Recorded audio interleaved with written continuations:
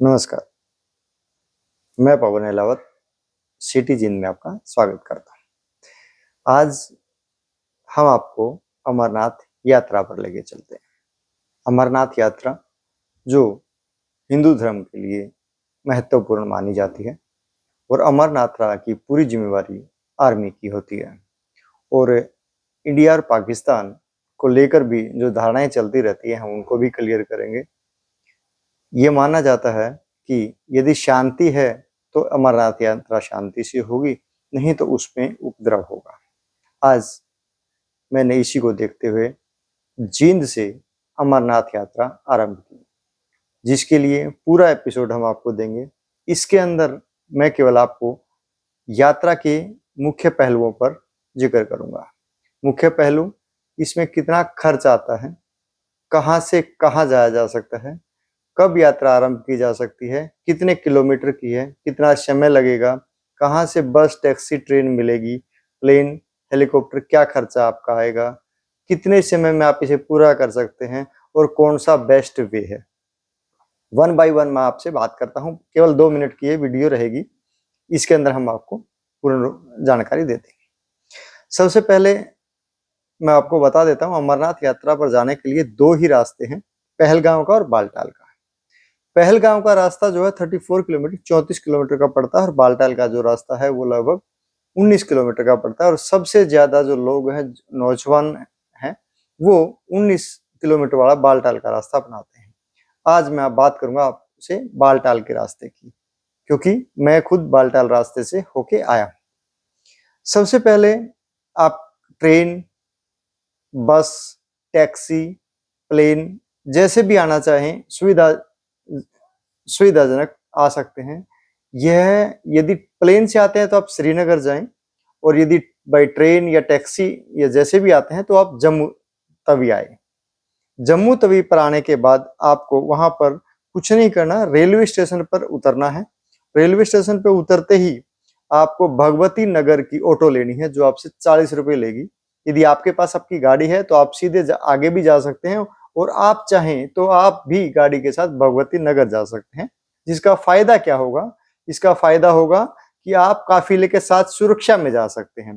भगवती नगर जाने का फायदा केवल यह रहेगा कि आप सुरक्षा में जाएंगे, जिसमें आर्मी की फोर्स साथ होगी, चारों तरफ गाड़ियां होंगी पूरे काफिले से। सबसे बड़ी बात यह है, उस दौरान आपकी गाड़ी में कभी नहीं ब्रेक लगेगा, कोई ब्रेक नहीं है। नॉन स्टॉप गाड़ी जाएगी आपकी, 12 घंटे के लगभग का सफर करेगी नॉन स्टॉप। आर्मी प्रोटेक्ट करेगी, सभी रास्तों को ब्लॉक किया होता है, पूरे रास्ते ब्लॉक होते हैं और आर्मी आपके साथ रहती है। लगभग 50,000 सैनिक जो हैं आपकी सुरक्षा में लगे होते हैं। मैं आपको और आगे लेके चलता हूं। जब आप भगवती नगर जाएंगे तो सबसे पहले आपको क्या करना है? भगवती नगर जाते ही सबसे पहले RFID कार्ड आपका बनता है, वो आपको बनवाना है। वहां पर एंट्री आपको तब मिलेगी जब आपकी 1 या 2 दिन की आगे पीछे की डेट होगी। यदि आपकी डेट निकल चुकी है तो आप एंट्री कर सकते हैं किसी भी डेट पर। यदि आपकी डेट आने वाली है तो आपकी 2 दिन से ज्यादा की डेट नहीं होनी चाहिए। जैसे मेरी 5 तारीख की डेट थी और मैं आज 6 तारीख को यहाँ बैठा हूँ। मैं 4 तारीख को एंट्री करके चला गया था, मतलब 1 दिन में एडवांस गया। उसका तरीका भी आपको बताऊंगा। वहां पर आपको 5 तारीख की एंट्री लेंगे, लेकिन आप यदि चाहें तो उनसे रिक्वेस्ट करके अंदर जा सकते हैं और वहां पे अपनी बस की या टैक्सी की बुकिंग करवा सकते हैं, RFID कार्ड बनवा सकते हैं। यदि आप भगवती नगर जाते हैं, वो RFID कार्ड बनवाते हैं, तो वो आपको 1 दिन का समय देंगे। जैसे आज आप एंट्री करेंगे तो आज आपको नहीं भेजेंगे, क्योंकि आप जो एंट्री करेंगे वो लगभग सुबह 5 बजे से लेकर रात को 12-1 बजे तक, 2 बजे तक, 3 बजे तक, 4 बजे तक ऐसे कोई एंट्री करेंगे। और वो जो काफिला इनका जाना होता है उनकी एंट्रियां ये पहले ही कर चुके होते हैं। आज जो मतलब ये मान के चलो कि 12 बजे तक की जो एंट्री होगी, रात 12 बजे तक की एंट्री जिसकी भी होगी, उसको 3 बजे निकाल दिया जाएगा। मतलब अगले दिन के लिए तैयारी की जाती है। 1 दिन पूरा आपका भगवती नगर लगने वाला है। भगवती नगर में रुकने की व्यवस्था क्या है? वहां पे 100 रुपए में AC कमरा आपको मिल जाएगा, कोई इश्यू नहीं है। 1% खाना फ्री है, खाने की कोई एक्सपेंस नहीं है। वहां पर यदि आप AC बस लेते हैं तो 850 रुपये का खर्चा आता है, और यदि आप नॉर्मल टैक्सी लेते हैं तो आपको 53 रुपए के लगभग का एक्सपेंस जो है आपका आता है एक साइड का, जिसमें 8 से 10 घंटे का आपका सफर होता है। यदि आप वहां से टैक्सी लेते हैं शेयरिंग बेस में, यदि इंडिविजुअल लेते हैं तो 4000 रुपए का खर्चा आता है एक साइड का, और शेयरिंग में लेते हैं तो वो चारों से डिवाइड करके 1000 रुपए में आप टैक्सी कर सकते हैं, जो कि इंडिविजुअल आपकी होगी। इसका फायदा क्या होता है, वो टैक्सी या बस या जो भी आपका व्हीकल है वो काफिले के साथ जाएगा, परमिटेड है। सबसे बड़ी बात है कि उस व्हीकल का कोई टोल टैक्स नहीं लगेगा, 4 से 5 टोल टैक्स आते हैं, और ना ही उस व्हीकल को कहीं भी चेकिंग के लिए रुकना, और ना ही उसको कोई रुकवाएगा। उस सफर में लगभग आपके 10 घंटे लग जाएंगे। भगवती नगर से एक दिन बाद आप निकलेंगे। यदि आप 3 तारीख को पहुंचे तो आप 4 तारीख को जाएंगे, और 4 को पहुंचे तो आप 5 को जाएंगे। तो वहां से उस काफिले में आपको निकाला जाएगा और फिर आप पहुंच जाएंगे बालटाल। बालटाल आपको 10 घंटे लगेंगे। यदि आप 3 से 4 बजे निकले हैं तो वहां पे आप लगभग 5 बजे के लगभग 4-5 बजे आप पहुंच जाएंगे। वहां पर पहुंचने के बाद आपकी यात्रा शुरू नहीं होगी।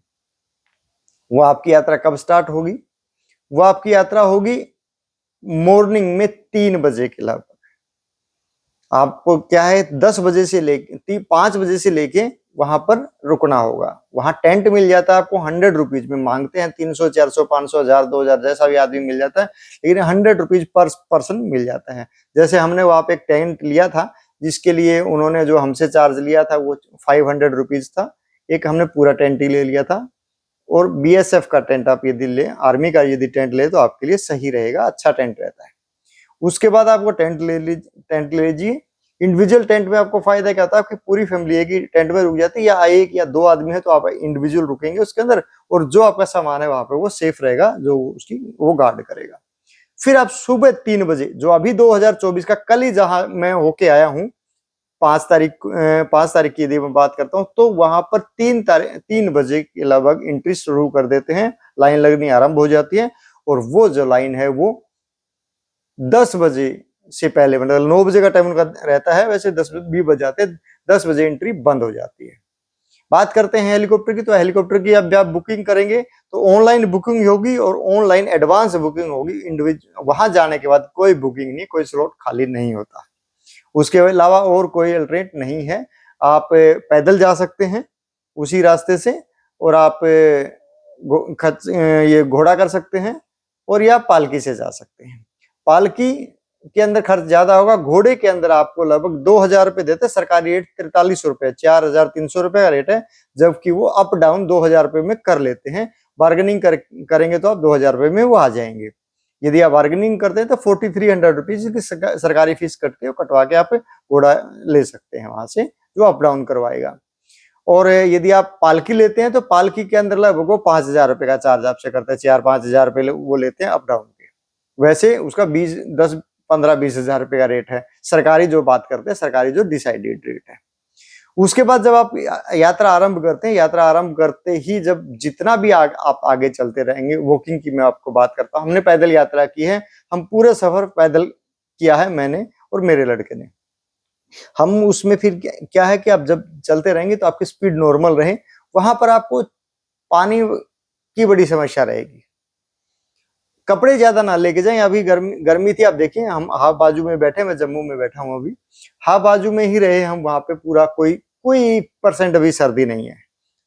ज्यादा कपड़े ना लेके जाएं, कैरी ज्यादा कपड़ा नहीं करना है, और ना ही आपको एक्स्ट्रा ऐसी चीजें लेके जानी जिसकी आपको आवश्यकता ही नहीं है। वहां पे आपको किसी चीज की आवश्यकता नहीं। आप शूज पहन के जाएं, एक ड्रेस पहन के जाएं, और एक ड्रेस लेके जाएं जो वहां पर नहाने के बाद आप पहन सके, बस। इसके अलावा आपको कोई नीड नहीं है।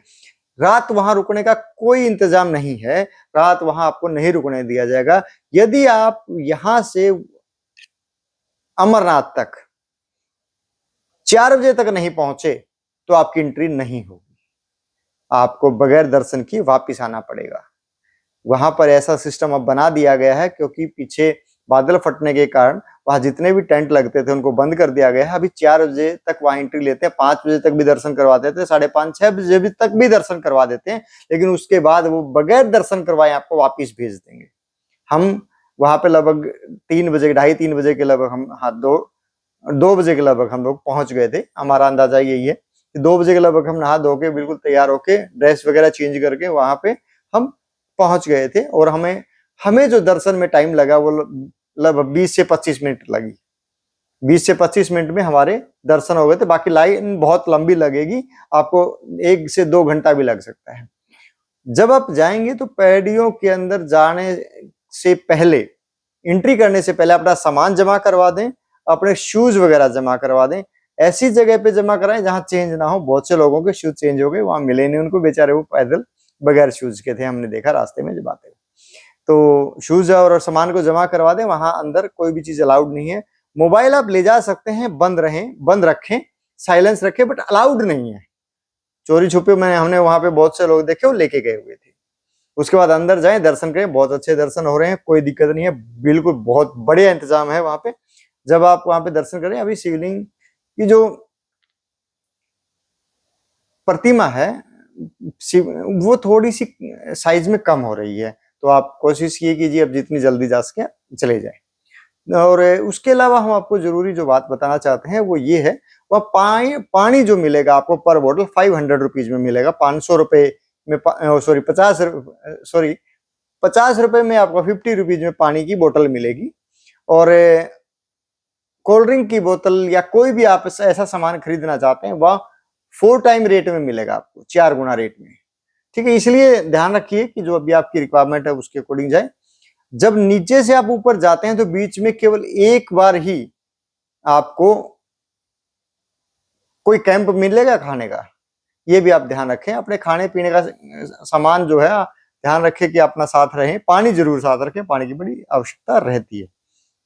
उसके अलावा बहुत अच्छा है, जब आप फिर वापस के लिए चलते हैं वहां से, तो कोशिश ये करें कि सुबह 3 बजे से पहले वहां पहुंच जाएं जैसे भी, क्योंकि 3 बजे वापिस का काफिला चल पड़ता है।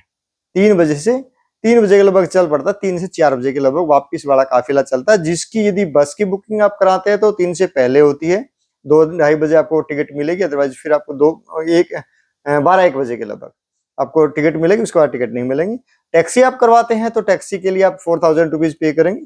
अब अपनी इंडिविजुअल टैक्सी कराते हैं, बट उस टाइम आपको टैक्सी भी नहीं मिलेंगी, बड़ी मारामारी रहती है। तो इसका मतलब 12 बजे के लगभग आपको पहुंच जाएं और अपनी बुकिंग करवा लें। जब आप 12 बजे की अपनी बुकिंग करवा लेते हैं, आ जाते हैं नीचे, और बुकिंग करवा के जब आप वापसी के लिए जम्मू आते हैं तो वो भी आपके लिए वही समय लगने वाला है, उतना ही समय आपका फिर लगेगा, 10 घंटे के लगभग। 10 घंटे में वो आपको जम्मू छोड़ देगा। अब वो आपको रेलवे स्टेशन, बस स्टैंड या जहां भी आपका स्टॉप होगा वहां छोड़ेगा। आपको कटरा जाना तो पीछे रास्ते में कटरा के लिए जब रास्ता फटता है वहां भी छोड़ देंगे। जहां आप कहेंगे वो वहां पे आपको ड्रॉप कर देंगे बस वाले। टैक्सी वाले जहां आप कहेंगे वो वहां रुकेंगे, उसी के अकॉर्डिंग चल सकते हैं। जब आप जम्मू आ जाते हैं तो जम्मू आने के बाद सबसे बड़ी समस्या है रहने की। यदि आपके पास टैक्सी है या आपकी पर्सनल गाड़ी तो आप निकल जाएंगे, और यदि आप टैक्सी है तो जम्मू छोड़ देंगे। टैक्सी के बाद जब आप रूम लेते हैं तो वो बड़ी समस्या है। यहाँ पर जब आप नियर बाई रेलवे स्टेशन लेते हैं तो आपको 2,500 से 3,000 रुपए पर डे का पे करना पड़ता है। और यदि आप उससे थोड़ा नियर बाई लेते हैं तो लगभग 1500-2000 रुपए के लगभग पे करना पड़ता है। बट यहाँ पर ये रेट नहीं है। रेट जो है वैसे तो 800 और 1200 के लगभग के रेट है। ये मनमानी रेट अपने मांगते हैं, तो देना पड़ता, मजबूरी है। और उसके बाद अपने शेड्यूल के अनुसार आप ट्रेन पकड़ सकते हैं, और ट्रेन पकड़ के आप अपने घर की वापसी कर सकते हैं। आपको हमारी वीडियो कैसी लगी ये हमें जरूर बताएं।